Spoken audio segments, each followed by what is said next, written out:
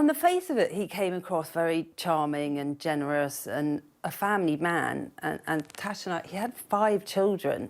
So when you're 19 and it's your first job, you've got no real life experience and you're not looking for it, and you wouldn't know how to react if you ended up... It was very hard to navigate. So when he did that, you were on your own in his office. There was no backup. There was no one to sort of go...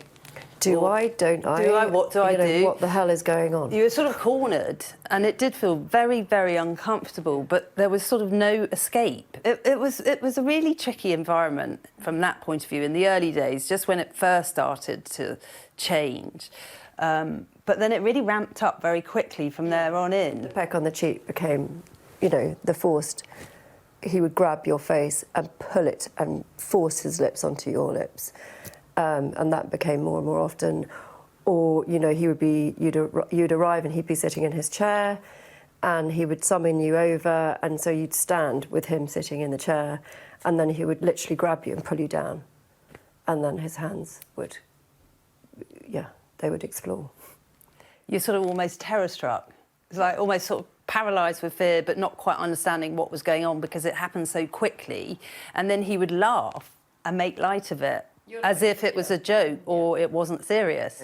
Over the years, I have felt stupid talking about it because you do feel really foolish, but when you're in it, you just don't know. Looking back, do you feel that you and the other women around you were essentially groomed? Absolutely. Absolutely.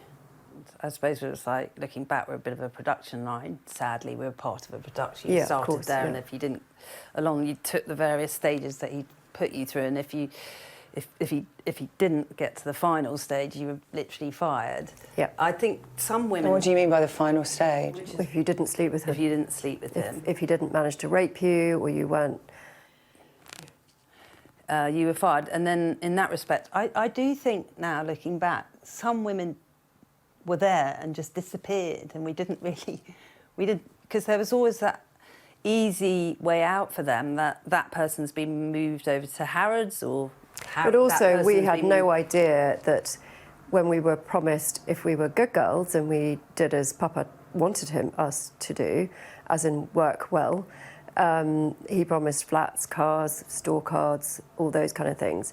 I had no idea that those flats that he promised were actually in the same building. Thank God. Because we didn't know that, overnight, some of the ladies who were in the Harrods office were coming over to spend the night there. I know that now. When were you called in for your medical examinations? And what were you told about those? Because for a job in retail, that's not a requirement. I mean, our job wasn't. We were sort of assistants to his lead PA. So, yes, you'd question why a white-collar job needed to have a medical. Mine came straight after my interview with Fayed. I was called up by the recruitment agency and was told that I needed to have a medical I got the job, but I needed to have the medical to absolutely secure it. And did they tell you why that was necessary? I can't remember. You do. You remember that. I blocked the whole thing out. Well, we had the same sort of situation where we'd had a one-to-one interview with Al Fayed, and we'd been offered the job on the basis that we cleared a medical. But in those days, getting a medical through work was supposedly a perk. I don't know why, but it was. But you sort of just went with the flow. You'd just been offered this job, which was an incredible opportunity. As long as you went and had a medical, you'd get your start date. So again, there was nothing suspicious in that whole thing. You just went with the flow. But presumably, when you thought you were going for a medical, it would be a blood pressure check, perhaps a chat through your medical history. Like the doctor always did as a child. He'd listen to your chest, he'd do your blood pressure. Check your ears. Yeah, check. I mean, seriously. And what happened? Well, as we've said, it was a full gynecological medical. But so we were sent to Harley Street, we were sent to Dr Ann Coxon, and when you went into her private practice in Harley Street, very nice, you didn't ever we weren't aware that the medical included a gynecological examination. They didn't tell us before we went that that would be part of the examination. So you literally pitched up thinking you were going to get the standard. And then after those sort of standard tests, then it became, hang on a minute, she told us that we had to have a gynecological examination, and it was like, why? But you still didn't think of any kind of sinister reason. She just persuaded us that A, it was a tip-to-toe medical and it included a gynecological one because we were women, and B, there was some immunity problems in the family. One of the children had had meningitis, so the medical needed to be a little bit more enhanced. So she sort of persuaded my naive self that actually just go for the full tip-to-toe, don't worry about it, it's just there's immunity issues in the family, and whilst you're here, it's just going to be a very thorough medical. And then it went further. We had to have an HIV test and a STD test, and like beyond, just ridiculous now in hindsight that we still at that point didn't really understand what was ahead for us. In my early 30s, I remember being asked a few times when I was living in London, "Oh, do you know a private medical private doctor?" And I would say, "Well, I for some reason I have this name, Dr Ann Coxon, in my head, so I know she's on Harley Street, so maybe go and see her." But I could never remember why I remember this name. I had blocked it out so much. And it was only when we rehashed this whole thing for the BBC documentary, and I remember sitting with Keaton Stone, and we were talking about the medical, and I just said to him, "What's the name of what are the names of the doctors that you've got from the other ladies?" And he mentioned Dr Ann Coxon, and I literally broke down because I'd had this name, and I could not remember why, and then it literally just all came flooding back. It was such a biggie for me that it was buried hugely. How does it make you feel now to know that there was a medical professional involved in this who knew that what they were doing was not for your benefit? She has massive questions to answer. She really does. You know, she carried out wholly unnecessary medical examinations, Knowingly. which was so intrusive, knowingly, for Mohamed al Fayed, and shared our results within Harrods, which is totally inappropriate. I have actually now reported her to the GMC. And I'm definitely going to be reporting her to the GMC today, because when I think about it, she literally knew when she was giving us those examinations, what they were for, why she was doing them, and she knew what was ahead for us. She knew that his intent was to assault us, to rape us, etc., etc. But we didn't realise that. We were literally lambs to the slaughter. She knew exactly what she was doing. She must have done. Yeah, and I hope that the GMC do take this seriously and that they look into allegations made on the BBC documentary and what we're saying today, backed up by many other ladies. And it's just horrifying that she's a female doctor. I mean, a doctor always, you trust them, you think you're safe, but she was female as well, and knowingly sending us forward to an environment where we were sure to be assaulted. You know, she should be utterly beyond ashamed, and she should be shamed, and she should be struck off.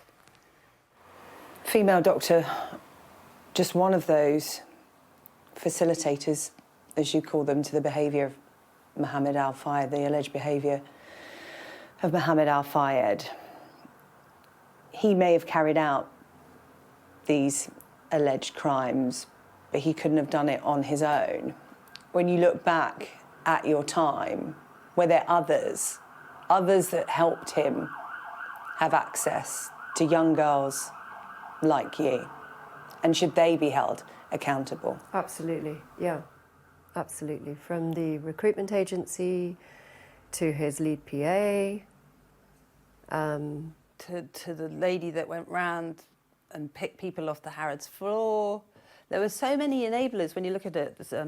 Not all the security guards, but a lot of the security guards. There was a whole machine around him that was enabling this to happen. Yeah. You couldn't have just done that on your own. We were like lambs to the slaughter. Was there anyone that you could go to? Most big organisations have Absolutely. an HR department or a representative or... No. And the saddest thing is, the woman that you would have thought that you could have gone to, she was as bad as the rest of them. And again, it's another woman. We had no one. It was a very different world. You didn't have the same safeguarding and infrastructure. Who would have believed us anyway? No one, because they were all involved one way or another. Not everyone, but all the people close to him. What was the environment like in the office? Because not only were you made to feel uncomfortable, you saw a lot of uncomfortable, a lot of upsetting and distressing things. This is going to take a certain amount of bravery, I think, on my part and your part. Yeah, so there was one incident where I walked back into the office and Al Fayed was there with two of his sons. And one of our colleagues was on all fours in the sort of gangway, corridor, whatever you want to call it, between the desk stations. Catherine was sitting in her desk.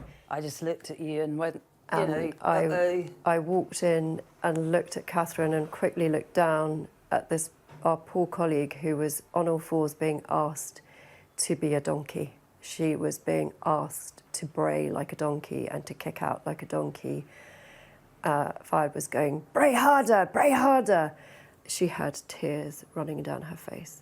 It was one of the most shocking things I've ever witnessed, and what was so hard about that for Natacha and I was where to look. We were petrified. We were like, oh my God, he's going to get us down there with her.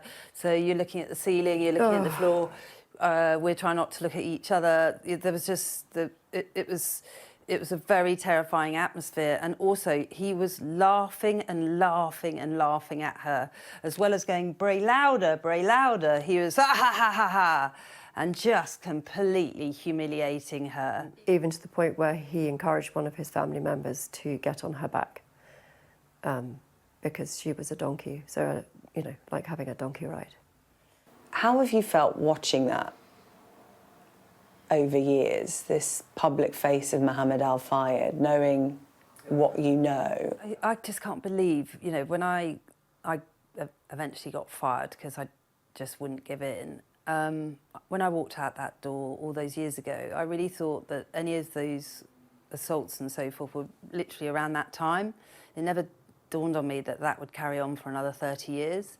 So the most horrendous sort of element is kind of processing that and realising that he's been able to get away with this behaviour time and time again and able to get away with it. And it's the sheer scale The scale and the enormity huge. of it. The way in which he made me feel, I really did believe that he was going to come and get me. And that it didn't silence me so much. It was just, whichever way you looked, you couldn't go anywhere with it. He had everyone in his pockets. He paid everyone. He had so much power and money. You were just this tiny little person that would not be believed or taken seriously. So a combination of that and the threats, you were left with no voice and not a leg to stand on. All of the women are saying this isn't about money. Many want to speak just to be able to tell people what he was like. We spoke about this public image that's been out there for so many years.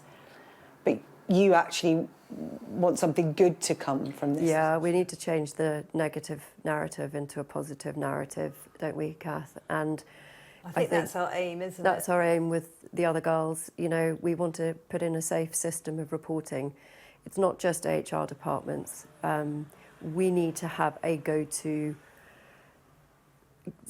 something. Don't know what shape that will take yet. Something independent where women and men, it's not just women who are abused, can go and know that they're held, know that they will be held until that person is held accountable.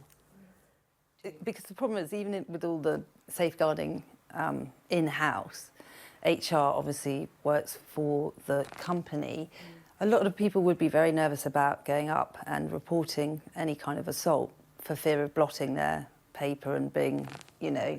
Well, particularly when it's an abuse of power and the person is higher up in the organisation and you are... I heard a story similar to what, you know, exactly what you said just the other day. So we still don't have a safe system of reporting. I don't know if we take this to the government. I don't know if we do it independently. Something has got to happen, and it's definitely something that we both and the other women want to happen, and we'll try and make that happen, I think. Since you've come out and told your stories about what has happened to you, have the police been in touch with you? No. Has that surprised you? No. No. Can I ask why? Sadly, again, you know, the police force come with a reputation, don't they? So often we hear on the news that they didn't get there in time, or women weren't supported, or women felt vile and filthy going to report these kind of crimes to the police station, and they weren't taken seriously. So, or as we know, in the case of Al Fayed, a couple of cases were taken and weren't taken seriously. And that's put you off proactively going to the police? I mean, now I guess I wouldn't even think about taking it to the police. I'd hope that this whole expose would actually change things, and again, those who need to be held accountable will be held accountable. Well, a huge thank you to Catherine and Natacha for speaking to us here on the UK Tonight. We have tried to put the allegations they made about Dr Ann Coxon to the doctor today, but so far Sky News has not had a response from her. We have also approached the General Medical Council for comment. They gave us this statement. It says the alleged sexual abuse conducted by Mohamed al Fayed against multiple women is horrifying. The allegations relating to medical staff working for Mr al Fayed are deeply concerning. If we identify any potential fitness to practice concerns about individual doctors, we will thoroughly examine all relevant information and take action as appropriate. Meanwhile, today, Michael Ward, Managing Director of Harrods, said, as someone who has worked at Harrods since 2006 and therefore worked for Al Fayed until the change of ownership in 2010, I feel it is important to make it clear that I was not aware of his criminality and abuse. While it is true that rumours of his behaviour circulated in the public domain, no charges or allegations were ever put to me by the police, the CPS, internal channels or others. Had they been, I would, of course, have acted immediately. Fayed operated this business as his own personal fiefdom. It's now clear that he presided over a toxic culture of secrecy, intimidation, fear of repercussion and sexual misconduct. This was a shameful period in the business's history. However, the Harrods of today is unrecognisable to Harrods under his ownership.